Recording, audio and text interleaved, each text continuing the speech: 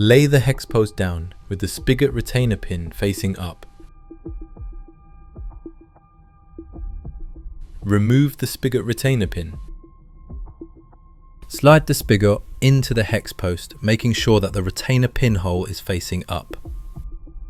Align the retainer hole in the spigot to the hex post and replace the retainer pin to keep the spigot in place.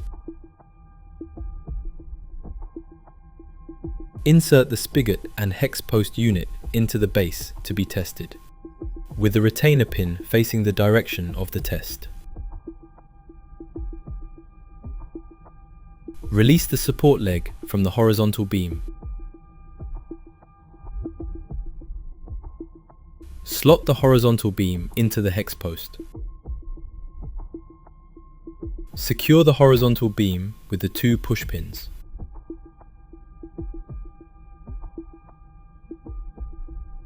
Adjust the horizontal beam height by rotating the support leg until the leg rests firmly on the floor.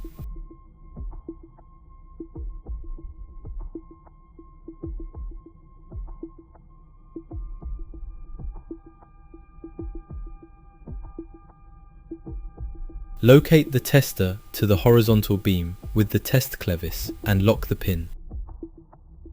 Ensure that about 40 mm of the clevis rod is visible under the tester. Turn the gauge on and ensure the display shows 0 kilonewtons. Preload the tester to 3 kilonewtons.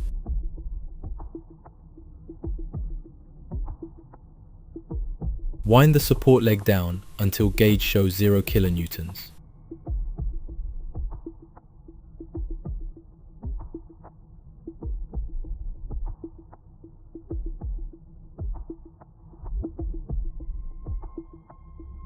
Adjust the position of the tester to ensure vertical alignment of the test clevis rod to the horizontal beam.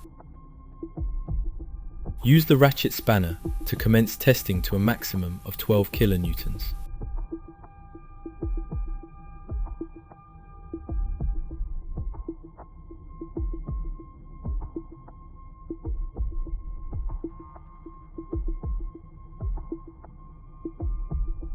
Wind the support leg upwards so that it does not rest on the floor when the load is taken off the arm.